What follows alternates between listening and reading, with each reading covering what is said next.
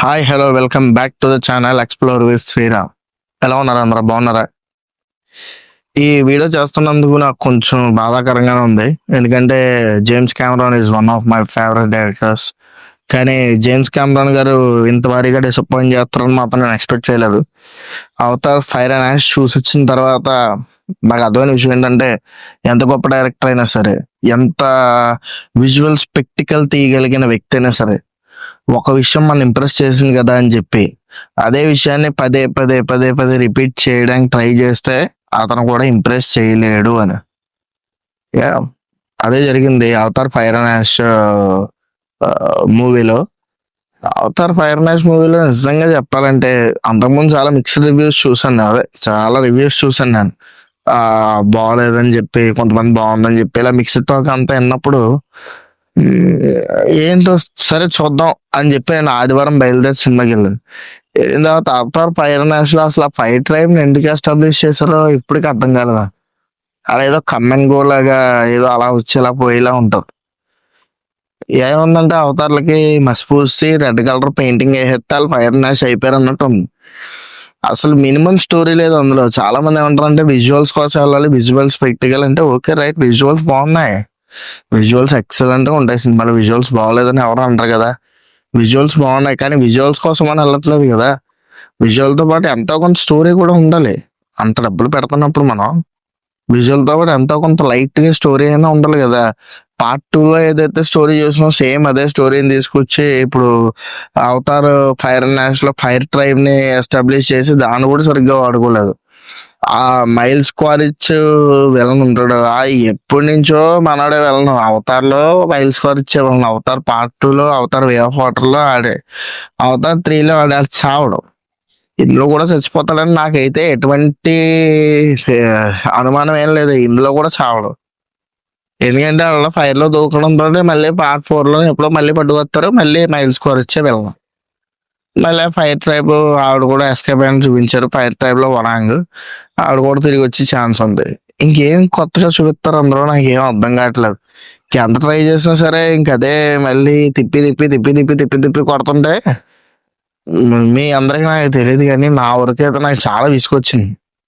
Avatar fire NEFT లో visual పరంగా మాత్రం టాప్ నాచ్ విజువల్. విజువల్ కి మనం పేరు పెట్టలేము ఇంకా. అంత అద్భుతమైన విజువల్స్ డెలివరీ చేసిన ఆయన కొంచెం స్టోరీ మీద కూడా లైట్ గా శ్రద్ధ పెట్టాల్సిందే. అవతార్ వే ఆఫ్ వాటర్ లో ఏం చూపించారు, తులుకులు వేటాడడం, అమృత కలెక్ట్ చేయడం ఇదే.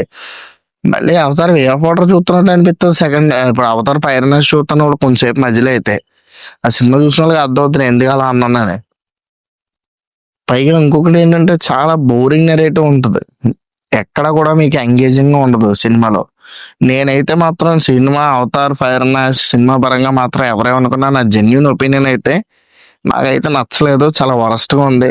జాక్సెల్లీ డబ్బింగ్ కూడా వరస్ట్ గా ఉంది. అవతార్ వే ఆఫ్ వాటర్ లోనే ఇంకా బాగుంది కొంచెం. తర్వాత వీళ్ళు ఎవరిది కూడా డైలాగ్స్ కూడా ఏదో ఇంకా ఏదో పెట్టాలన్నట్టున్నాయి తప్ప డైలాగులు మరీ వరస్ట్ గా ఉండే డైలాగులు. అవతార్ లో డైలాగులు ఎలా ఉంటాయి, పిచ్చెక్కిపోతాయి.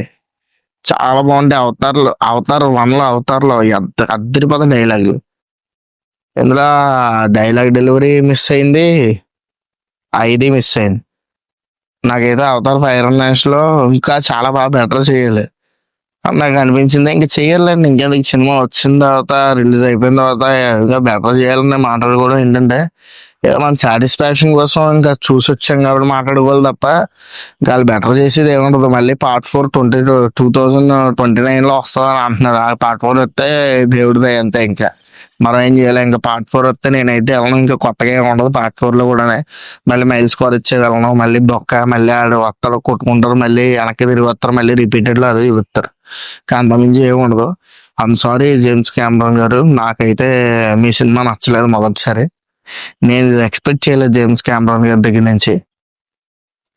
హోప్ చూద్దాం ఆయన ఇంకా మంచి మంచి సినిమాలు తీస్తారు. నా ఉద్దేశం ఏంటంటే ఆయన అవతార్ ఫ్రాంచైజ్ వదిలేసి ఆయన కొత్తగా ఇదివరకు తీసేవారు అలా కొత్తగా సరికొత్తగా ఆయన సినిమాలు ఎప్పటికప్పుడు తీసుకుంటూ వెళ్ళుంటే ఈ పాటికి ఆయన కొత్త సినిమాలు అవతార్ కాకుండా ఇంకో 3 కొత్త సినిమాలు వచ్చినాయి ఈ గ్యాప్ లో. కానీ ఆయన చేయలేదు. It's okay. మన చేతిలో ఏం లేదు కదా. ఎవరి నిర్ణయం వాళ్ళది, ఎవరి డెసిషన్ వాళ్ళది. ఎవరు తీసుకున్న నిర్ణయానికి వాళ్ళే బాధ్యత వహిస్తారు. దానికి మనం ఏం చేయలేం. I'm sorry. మీరు ఎవరైనా జేమ్స్ కెమెరాన్ గారి ఫ్యాన్స్ హర్ట్ అయి ఉంటే ఐమ్ సారీ. ఎవరైనా అవతార్ ఫ్యాన్స్ కూడా హర్ట్ అయి ఉంటే నాకైతే నచ్చలేదు. నాకు కూడా చాలా ఇష్టం జేమ్స్ కెమెరాన్ గారు అన్న అవతార్ మూవీ అన్న. ఇప్పటికీ రిపీటెడ్లో చూస్తాను నేను ఆ సినిమాని. Titanic is one of my favourite movie. నాకు ఎప్పుడైనా సరే ఆ సినిమా కొన్ని వేల సార్లు చూసి నాకు బోరే కొట్టదు. అలాంటి డైరెక్టర్ రోజు డిసప్పాయింట్ చేయడం ఉంది. It's okay, fine.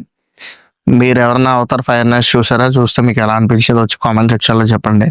Thank you for watching. మన ఛానల్ కొంచెం సబ్స్క్రైబ్ చేసుకుని లైక్ అండ్ షేర్ చేయండి. కొంచెం ఛానల్ పుష్ చేయండి. కొన్ని వీడియోస్కి అయితే మరి దారుణంగా వ్యూస్ డౌన్ అవుతున్నాయి. Thank you for watching. Bye bye. మళ్ళీ కలుద్దాం.